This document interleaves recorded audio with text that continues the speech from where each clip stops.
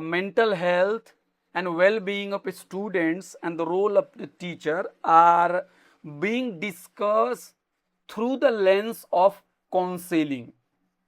And I do agree that counseling is very important part, and I am really sad to see that we do not have such support at our educational system, not to talk of the remote areas where I am teaching, but the place where I have done my higher education, there was little support for us. So yes, we need guide, we need doctor, we need psychological help, support, counseling. These are very, very vital thing. But I find that only having counseling and only having psychological support is not enough, because I believe that mental issues are largely shaped by our larger social structure. In other words, social phenomena is very important aspect that we must look into. Personal is always linked with the public, and individual and society are dialectically linked.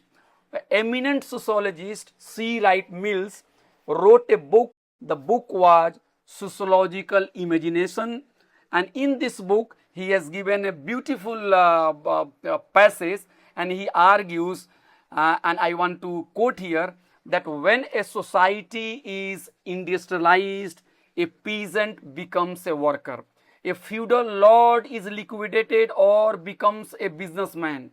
Then class rise or fall, and a man is employed or unemployed. When the rate of investment goes up or down, a man takes new heart or goes broke. When war happens, an insurance salesman becomes a rocket launcher, a stone clerk, a radar man, a wife lives alone, a child grows up without his father.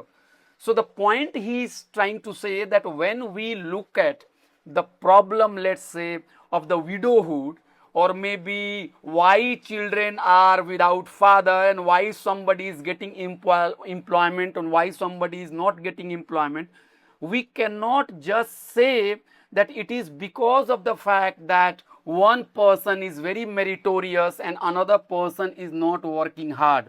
It is because of the larger structure that is having impact on us, and that is why I find that there is a link with how we think, how we are, our well-being, including mental health, with the societal norms and the social structure.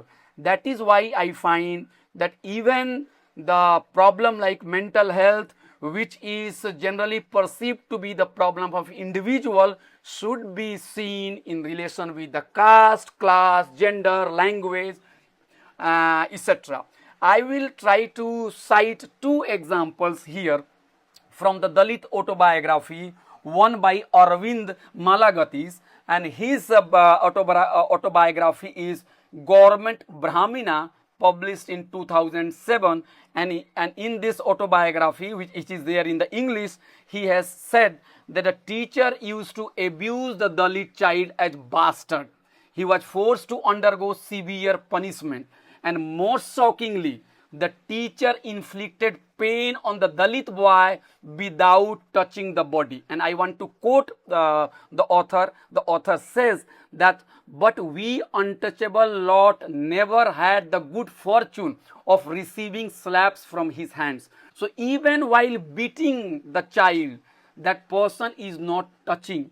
So similarly, there is another autobiography in the Tiger Shadow, the autobiography of an Ambedkarite, Namdev Nimgade, wrote in 2010. This book is there. The headmaster admitted me under the strict condition that I, being untouchable, must never enter with a handful of other untouchables on the hot veranda and listen to lesson through the window. So my point is that these autobiographies are examples that the problem, the trauma of the Dalit boy is not confined to the person alone.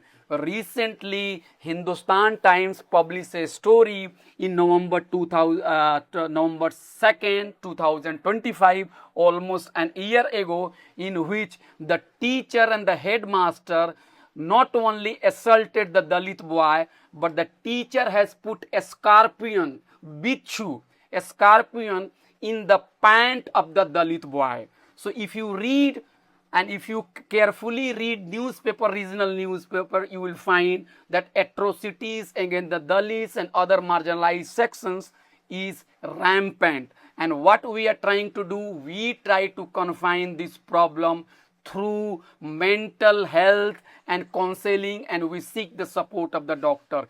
Recently, even the government has said in the parliament that the cases of the dropout of the Dalit students, the scheduled caste student, the other backward classes students is high in Central University, including the IIM and Indian Institute of Technology. Those institutions are believed to be run on merit and not on casteism. So even the Honorable Minister has said in the Parliament that 4,596 OBC students, 2,224 SC students and 2,622 ST students left the course in the middle. Why they are leaving the course in the middle? There are multiple reasons. The course structure, the alien syllabus, and then casteism, the rising fee structure, the lack of the support. These are all some of the few reasons and important reasons why they are leaving the institution.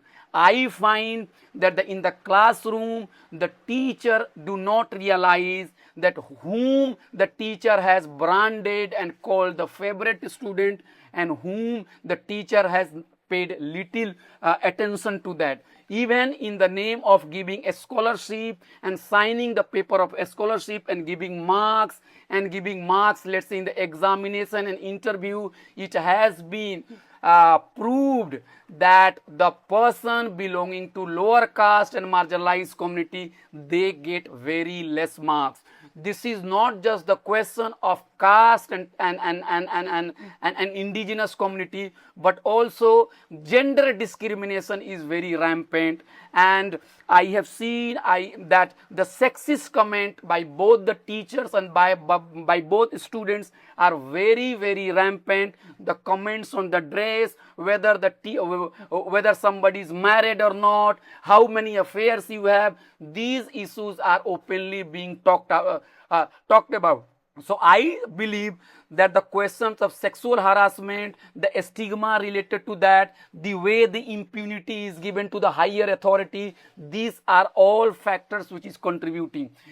Beside this, let's say, stigma, there is also the questions of pluralism and diversity and respecting minority culture. Recently, Delhi University organized exam on the Muslim festival of Bakrid. So the question is, if you look at the calendar, you will find that there are dozens and dozens of holidays related to one particular community. But when it comes to 2 or 3 holidays related to minority community, we will find that those holidays are also encroached upon. The way syllabus is formed, the way the culture, the secular culture, the so-called the secular culture is maintained at the institution. These are the areas where we need to look into that.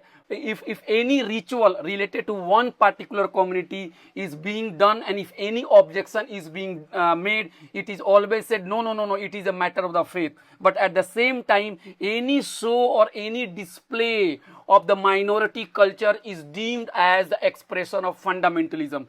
There are many scholars who have argued that majority culture is always normalized and they are seen as a part of secular and mainstream culture. On the other hand, we think that any display of minority culture is the sign of anti-national activities. So my point is that we could only address those issues of the mental health. I am not undervaluing the role of the let's say counseling, but unless social justice, gender justice, pluralism, welfare of the students, the issue of privatization, the rising fees, the class composition of, let's say, the class character of the teachers. If these are not being looked into, I do not think that just keeping this problem at an individual level, we are going to address this issue. In the central university, I want to just say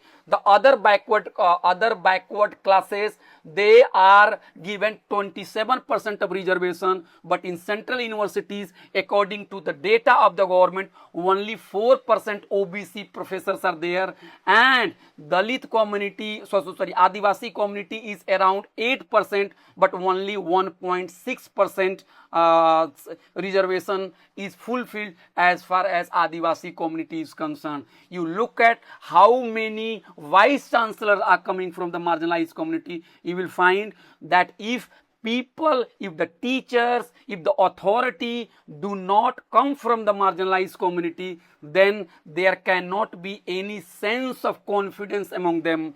If a Adivasi teacher, a Adivasi student does not find his and her life in the curriculum, in the syllabus, and if the syllabus is made from the top and it is being imposed on them, there will be psychological trauma on them. That is why my plea, my request is that the doctors, the psychoanalysis, the teachers, the friends, they can definitely be a great help. They can give immediate relief and they are needed. But in the long run, if you have to make education truly inclusive, the nature of, let's say, our society and the questions of exclusion and inclusion should be confronted. With these words, I thank you for your kind cooperations and help. Thank you very much.